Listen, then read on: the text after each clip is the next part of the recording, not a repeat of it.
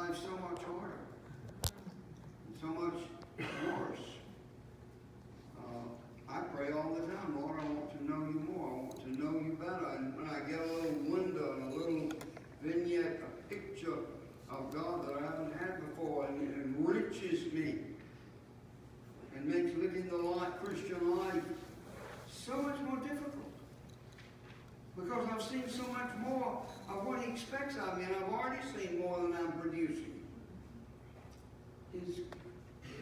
Have any of you all received more knowledge of God than you fulfilled in what he wants of you in your life? I have.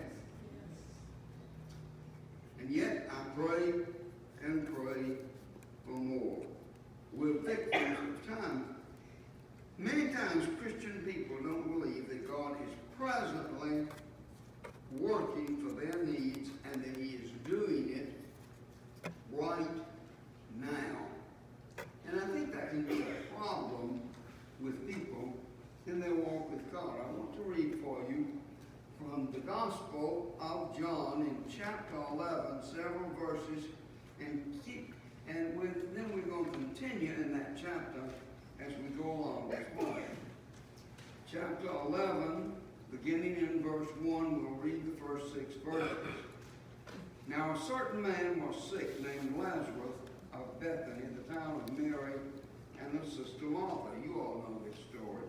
It was that Mary which had anointed the Lord with ointment and wiped his feet with her hair, whose brother Lazarus was sick. Therefore his sisters sent unto him, saying, Lord, behold, he whom thou lovest is sick. When Jesus heard that, he said, the sickness is not unto death, but for the glory of God, that the Son of God might be glorified thereby. Now Jesus loved Martha and her sister and Lazarus.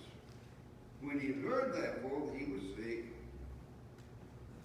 he ran to see them that he might make him well. That is what they expected. Did that happen? No. When he heard, therefore, that he, Lazarus, was sick, he remained 2 days still in the same place where he was. And some people's reaction to that immediately would be, God doesn't care for me, God doesn't hear me, God doesn't answer my prayers. What's the use of all of it? I've discovered in my life that sometimes the quickest way, or the only way into the will of God is by the path of divine delays, which we don't enjoy. Do you ever feel that the Lord has answers, but he seems to be a little late on the delivery of the answer? No. Sometimes I ask my wife a question, and I ask it in a tone that says, I expect you to answer this way. And she won't answer me that way. And then there's a little old man inside of this little old man that rises up to be a big man and takes over and says, are you even listening to me? And it's because that wasn't the time for her answer. And sometimes God is like that. A little late on delivery. That's how Mary and Martha must have felt when they said, Lord, if you had been here, my brother would not have died. People don't like to hear that. They say, that's lack of faith. Almost all of us have felt that at times. And we didn't mean it in a rebellious way at all. We seek the will of God. We believe his word. And just when we think that things should be moving, he stays 2 more days where he is, or weeks, or months, or years, before anything happens. Now let's read verses 7 and 8 in chapter 11. Then after that saith he to his disciples, let us go into Jerusalem, into Judea again. His disciples say unto him, Master, the Jews of late sought to stone you, and goest thou thither again? You see, the wisdom of the world says one thing, and God's wisdom says another thing. The disciples said, Lord, if you go back there, they're going to stone you. Very often we feel that we should dictate to God how he should run his business. I'm always amused in hearing myself pray in private. And I try to listen, and I discover that I'm telling God how to do it. This is what I want, and this is how you should do it, and this is when you should do it, and I certainly want to be there when it takes place. So wait on me, God, until I'm right there and can see your glory in what takes place and what happens.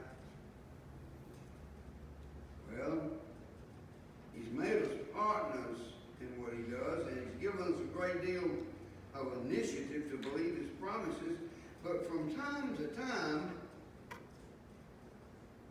God comes up with something that we have not anticipated. And something happens against which we have earnestly prayed that it would not happen. That it could not happen. It would shatter my life.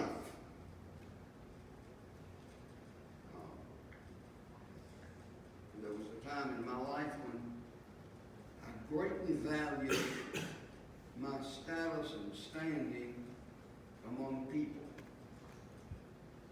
And I was proud of the fact that I stood well, that I was respected, and that I had a position, and that people listened to me when I spoke in public. And I prayed for God to do something really big in my life, and he did. He cut me down to nothing. And that was the work of God. Because there was nowhere to go except on my knees to the foot of the cross. Because nothing could change what God was determined to do in me as his son.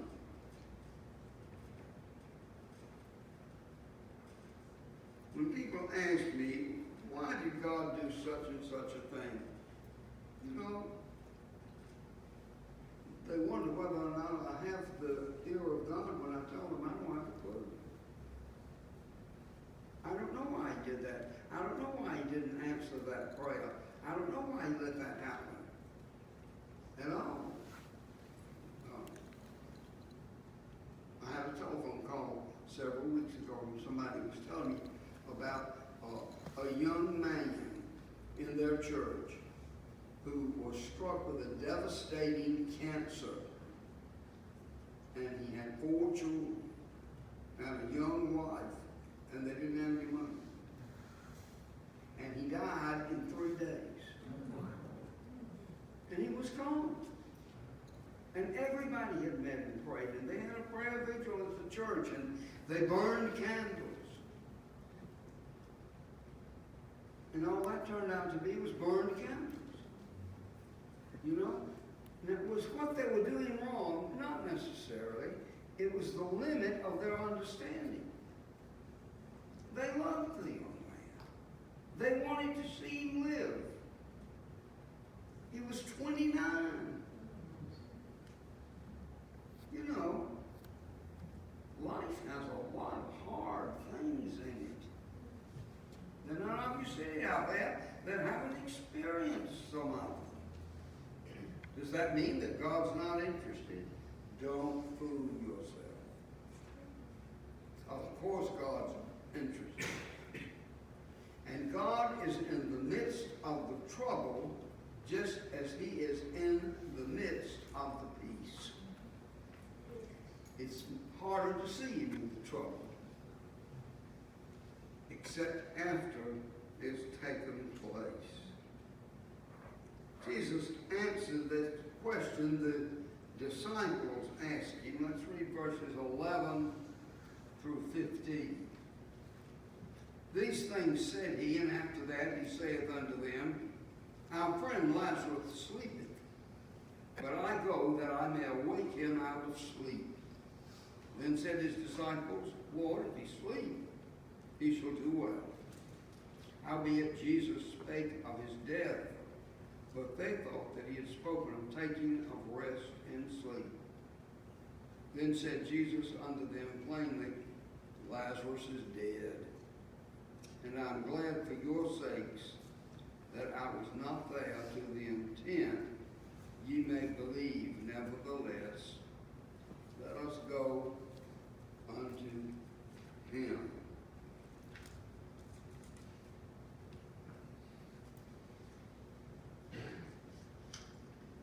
God does so much to provoke you to faith. But God will not willingly put you in a situation that would destroy your faith, or in a situation that is more than you can handle. You don't know where I am, John D. No, and you don't know where I am at all.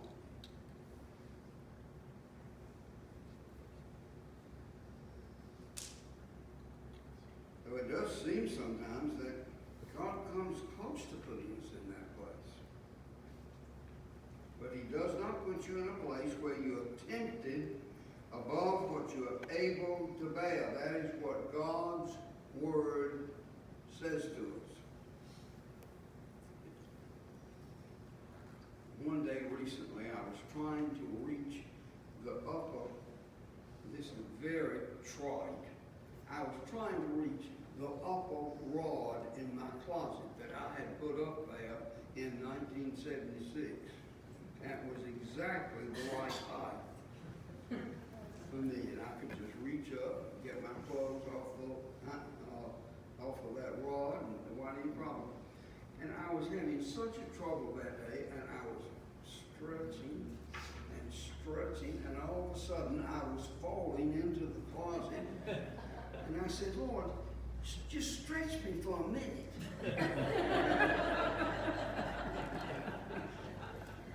Do you think he did it? No, he didn't. You can see he didn't.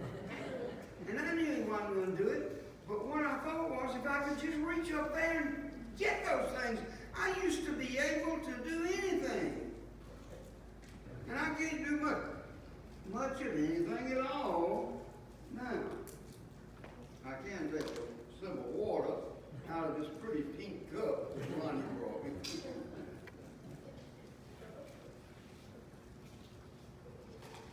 This will match Miss Allen's dress.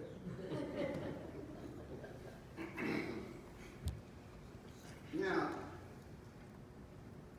back in our chapter 11, let's read a long passage of it, verses 17 through 26.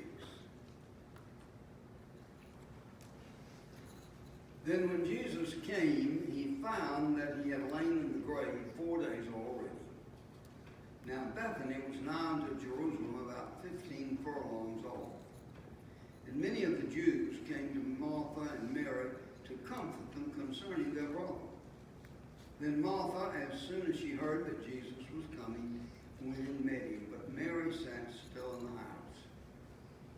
Then said Martha unto Jesus, Lord, if thou hadst been here, my brother would not have died. But I know that even now, whatsoever thou wilt ask of God, God will give it thee. Jesus saith unto her, Thy brother shall rise again. Martha saith unto him, I know that he shall rise again in the resurrection of the last day. Jesus said unto her, I am the resurrection and the life. I am. He that believeth on me, though he were dead, yet shall he live. And whosoever liveth and believeth in me shall never die. Believest thou this?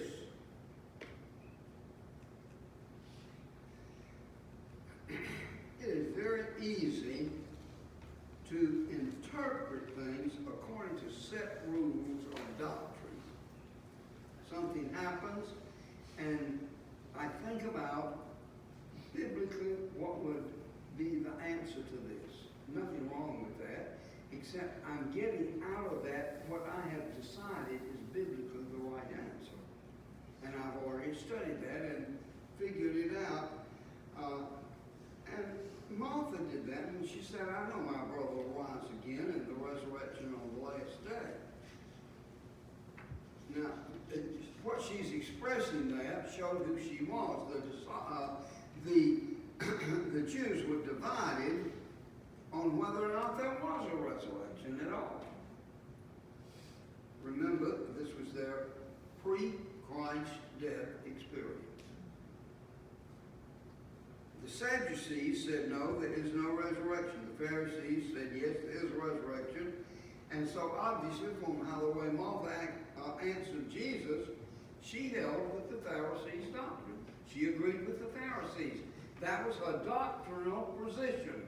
There is going to be a resurrection. It has nothing to do with now. It has to do with whenever. And it didn't mean anything to her except in her mind. She knew one day something would happen. Milton Sauls was a dear friend of mine. He was an elder in our church at the library in Oaks Ark, and then he went to Bible school and one thing and another. And the first day I met him, he came to the church one night and gave the church a check for $92. And he said, this is my tithe for this week. And he said, God spoke to me 3 years ago and told me he was going to give me a great ministry of giving. And he always called me John instead of John D. And he said, and John, I don't understand it because I'm on the verge of being between being a poor man and a low income man. He said, I can't be a great giver. And God told me he was going to give me ministry of giving. And of course, with no spiritual discernment, I said, well, maybe it's to give of yourself or to help others or do, you try. The preacher always tries to have the answer whether he has the answer or not.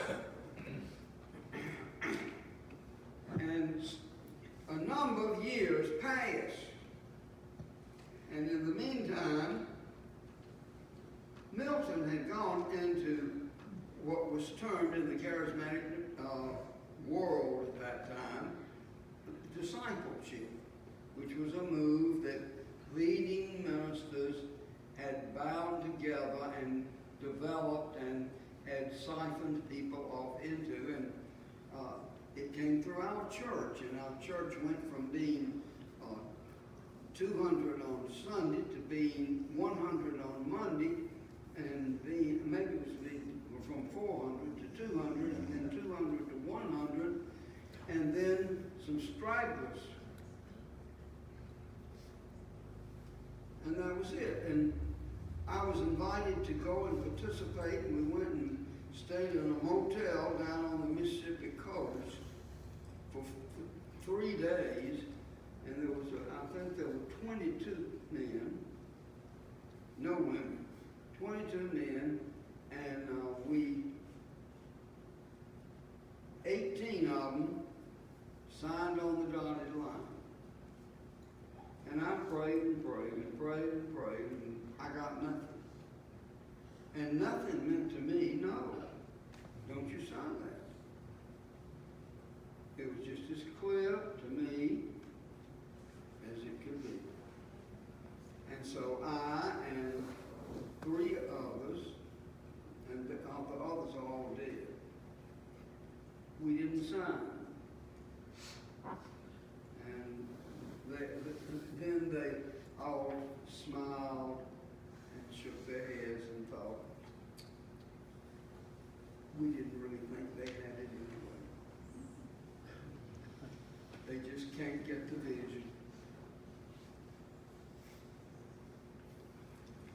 And Milton went off into it with a group down there in Pensacola. And he called me up then several years later. He said, John, I'm so embarrassed. I'm so ashamed. Can I come and see you? I said, Milton, of course. I'm so glad to hear from you. When do you want to come? Could I come tomorrow? I said, yes. Why don't you come on tonight? Jamie would love to have you. Bring Dolores with you. And he came tonight. Jamie said, I will now have to cook supper. I said, well, you're going to have to feed me anyway. Yeah, but I wasn't going to cook. You know, you do differently feeding a husband than you do feeding a visitor. But it was the time, and she had to cook. And Milton came, and he said, John, the most wonderful thing that has happened. Said, I was at work. Dolores and I have been miserable in this discipleship, and she has said a dozen times, let's go see John D. He won't fuss at us. And said, I told her he always fusses. And we didn't go. But I said, I was at work, and Dolores called me up and said, Milton, come home. I said, Dolores, he was on doing shift work, guarding the shipyard in Mobile. And he said, he finished 2 hours on an 8-hour shift, and she said, Milton, she was crying, then come home, you'll never have to work again. So he told his supervisor, he said, my wife is having a nervous collapse, I've got to go home. And he went home. And she met him at the door with a paper in her hand and said, look. And an oil company, a gas company, had picked up the mineral rights that they had signed in 1934 with Dolores' grandfather or grandmother. And they had signed a piece of paper that they sent to Dolores and her two sisters that they were going to give each one of them something like $70,000 a month for life. They had found gas wells in the panhandle of Oklahoma that turned out to be the largest up to that time, the largest producing gas well in the history of the United States. And those girls owned it. They were poor country girls from Everton. You know, it's sort of like they did with Jesus. Can any good thing come out of Nazareth? Can any rich thing come out of Everton? And yet there it was. Milton said, John, it's the answer to God's call. We can give money away like water. And I said, good, here.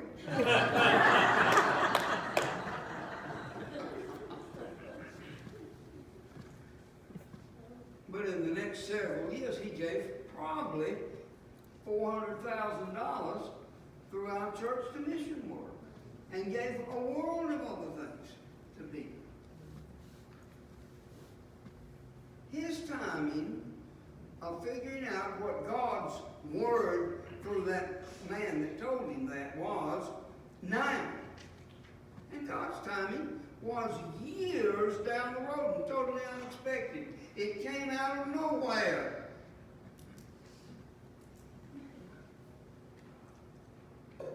Somebody told me one time when I was telling that story, I was over in another town in Georgia. Well, my granddaddy owned some land and I own it now.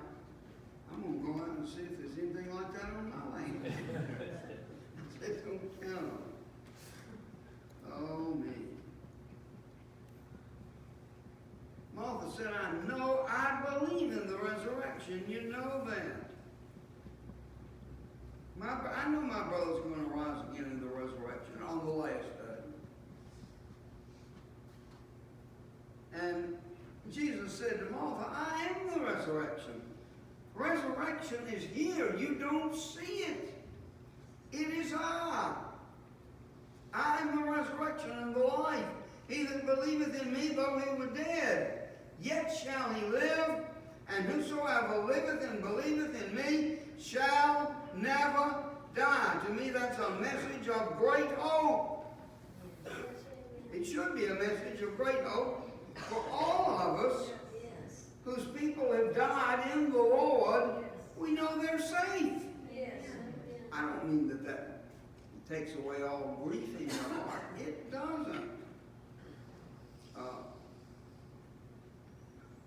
I remember when Tech Matthews' boy, 3 or 4 years ago, died from an overdose of drugs. He had a drug problem for a number of years, lived in Ozark.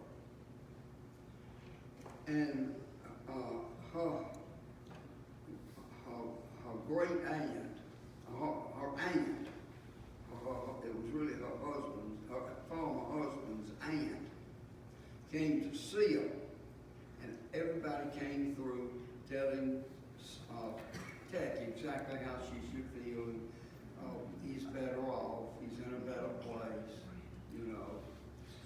And Sarah, and you'll get over this. One woman said that too. And then Sarah, who had lost her son when he was, I think, was he 36, Chandler, 33, so real young, had 2 young boys and a wife.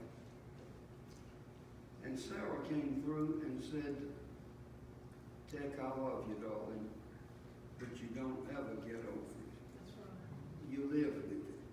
It's always there, and you live with it, and you live through the ability that God gives you to overcome the killing effect of grief. And you do. You know, I've never experienced that, thank God. And I wouldn't wish that on anybody. But then I've had a lot of people in my family die. But I felt that my brother died a little bit out of due time, but it was out of my due time. He was 55. That wasn't out of due time, that was in God's time. Things don't happen out of God's time. Jesus told Martha, I am the resurrection. He didn't say, I know Lazarus is going to rise again in the resurrection on the last day. And our first reaction might be like Martha's. I believe in the resurrection of the dead. That statement is found in the Apostles' Creed, which we don't recite and probably ought to. The resurrection's been made a doctrine, and it's a true doctrine. It's a statement in our faith. We all know that one day there's going to be a resurrection. But Jesus does not want us to believe in the resurrection just as a doctrine. He said in John 11:25, I am the resurrection and the life. That's present tense. You know, Jesus, when Moses asked God what his name was in front of the burning bush, way back there in the wilderness, God said, tell them I am that I am. That's all. Ever present. You know, when you embrace Christ, you really embrace resurrection life. He is the resurrection and the life, and you can't separate them. You can't come up with some vague doctrine about resurrection. He is the resurrection. It's a living reality in your heart. I live in the knowledge that the resurrection life of Jesus is in me, and that resurrection life will accompany me when my breathing ceases. Amen. And that I will go into the presence of the living God. I know that's what's going to happen. I'm in no rush for it to happen. But I'm prepared for it to happen. And I hope all of you are prepared. I hope you have made a sincere and secure trust in the Lord with your heart. Someone may say he believes in truth. I would ask, what is truth? Jesus said, I'm the way and the truth and the life. I'm the resurrection. I'm the truth. I'm the life. I'm the way. Whenever you divorce doctrines from Christ, you've lost it all, because Jesus is everything. Yes. Amen. Do you get that? Yes. It's all Jesus.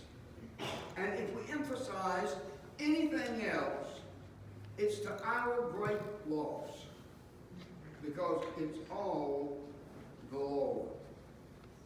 He's everything. He's our life. He is resurrection. He's our future. He's everything to us. And we must exalt Christ in our living so that people ask,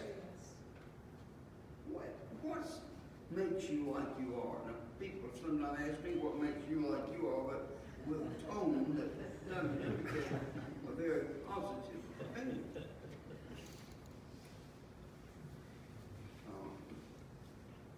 The central theme of the Bible is that Christ is everything, and we must exalt Him.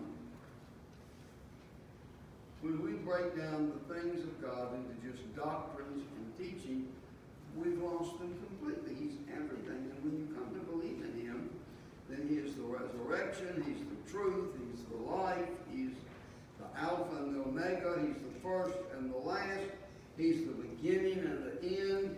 He's all things to all of us. And He's all things to all men, whether they know it or not. Martha said to Jesus, let's read again, beginning in verse 27. Martha said unto him, Yea, Lord, I believe that thou art the Christ, the Son of God, which should come into the world. And when she had so said, she went her way, and called Mary her sister secretly, saying, The Master is come, and calleth thee. As soon as she had heard that, she arose quickly and came unto him. Now Jesus was not yet come into the town, but was in that place where Martha met him. The Jews then, which were with her in the house, and comforted her, when they saw Mary, that she rose up hastily and went out, followed her, saying, She goeth unto the grave to weep there. Then when Mary was come where Jesus was, and saw him, she fell down at his feet, saying unto him, Lord, if thou hadst been here, my brother would not have died. When Jesus therefore saw her weeping, and the Jews also weeping, which came with her, he groaned in the spirit and was troubled, and said, Where have ye laid him? They said to him, Lord, come and see. Jesus wept. The little verse that Billy Chandler always chose as his verse to memorize and recite. When we were little boys in the primary class in Sunday school, Jesus wept. Then said Jesus, Behold how he loved him. Then said the Jews, Behold how he loved him. And some of them said, Could not this man which opened the eyes of the blind have caused that even this man should not have died? Jesus therefore again, groaning in himself, cometh to the grave. It was a cave, and a stone lay upon it. Jesus said, Take ye away the stone. Martha, the sister of him that was dead, saith unto him, Lord, by this time he stinketh, for he hath been dead 4 days. Jesus saith unto her, Lord,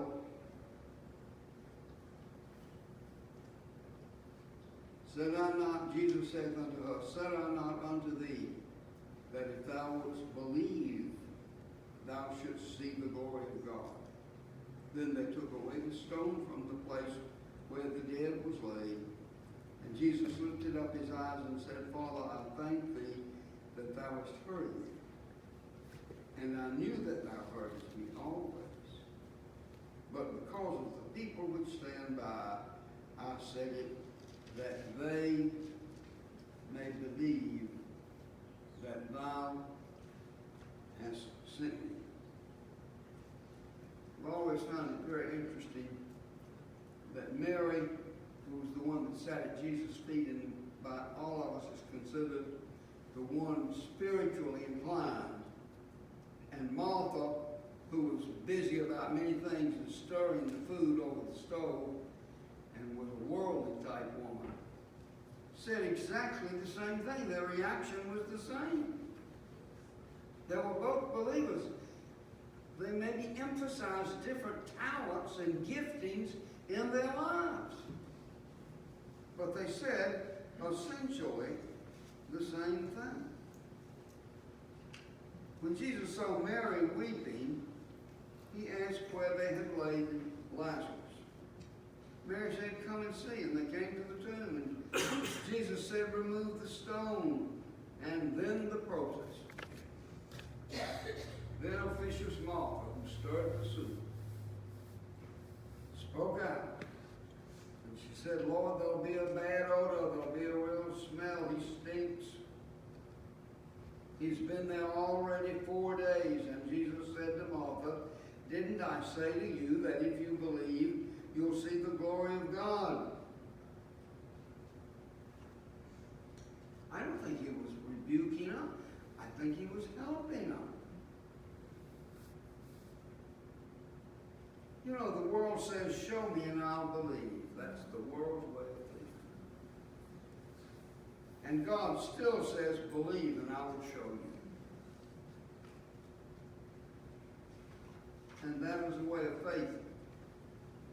And you must believe not what you have thought, but what God has spoken directly to your heart. It has to start with faith. Everything that I believe firmly has come from a certain assurance from heaven that this is the way, walk ye in it. It didn't come overnight, but it has come. You see, therefore it has to be a revelation to your own heart that the Word is true. I have a dear friend right here in town. She's in her 60s. And I love her dearly. She's wonderful to us, and so is her husband. He's saved. She's not saved. She professes not to be saved. She's so opposed to Jesus that she doesn't even want to hear his name.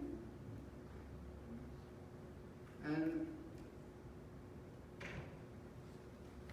I've told things to her. I've laid out the truth. I've sought opportunity. Once or twice I've made a hole in a wall where there wasn't a door. And none of it helped. It didn't do a bit of good. Because she didn't have that revelation in her heart. She couldn't receive it. Don't get too impatient with people in your family that are not where you would like them to be. Cry out to God to reveal truth to their hearts, that they might grow in the likeness of Jesus Christ and be conformed to his holiness and his marvelous, marvelous image.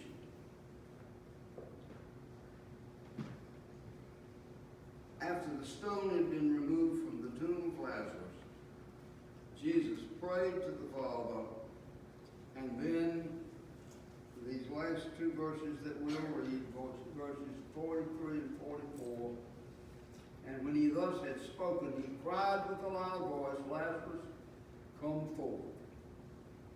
And he that was dead came forth, bound hand and foot with grave clothes, and his face was bound about with a napkin.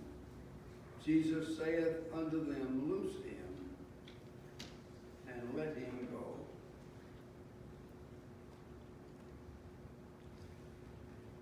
This is a picture of what happens to some people when they come to know the Lord. And sadly, with a lot of people. Sometimes when a person comes from death to life, and that's what happened to every one of us when we became a believer. We had been dead, and now we were alive. When a person comes from death to life, he may still be bound, and a part of the work of the church, the believing body of Christ, is to loosen from those grave wrappings, and sometimes it takes years to do. And we don't like to do it because there's something about those wrappings that has the smell of death to it. And we don't like to put up with people that are problematic.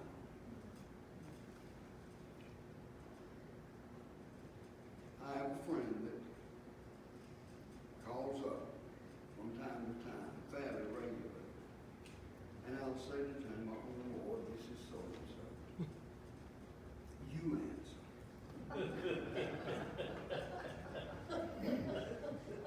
And Jane will say, they don't want to talk to me, they want to talk to me. This is yours to do, you're the pastor. I said, I'm not the pastor any longer. Just pick up the phone. So I just pick up the phone. And I go on and help again with taking off the grave wrappings. Because they have not passed beyond the point of being able to do that themselves. And I never do it that I don't feel better from having done it, because I know that even though I didn't want it, it was the timing of God when that call came. And that was His will for me at that point. It's God and God alone who brings any man from death to life. But then God says to us, at times, you, Lucy, I've done what I'm going to do. Now, the work is yours. And this is the glorious privilege, people, that we can, and in this manner, we can become partakers with Christ in the perfect work of a man's redemption. Jesus could have just pointed his finger and dissolved the stone and the wrappings. But he didn't do that. He got the believers to help move the stone. Jesus could just have said, move, stone.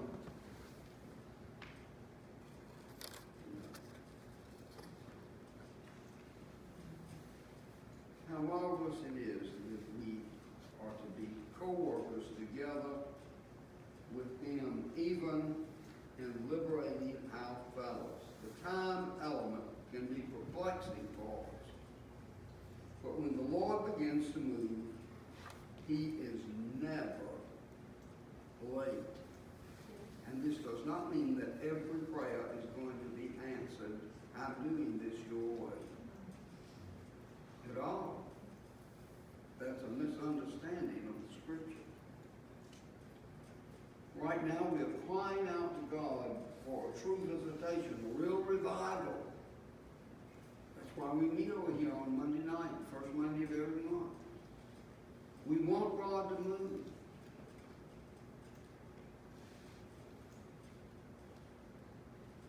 There does come a time in the midst of a situation where normal reasoning says that God is too late. We might as well forget that. You may have a dozen things in your life right now which you could say, Lord, just forget about them. They already stink. They've become a dead issue. So let's not consider them in war. I prayed and I fasted and I did everything I could, and you let them all die, and it's too late now. And the Lord just says, why are you bringing that up again? Roll the stone. I have something in my life that I've been praying about since I started praying. When I was a little boy.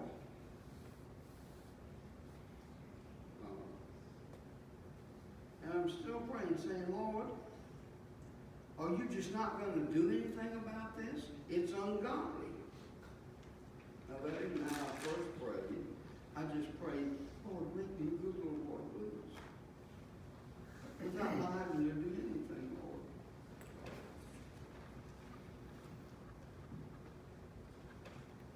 Why are you bringing that up again, John D? Roll the stone away. What stone, Lord?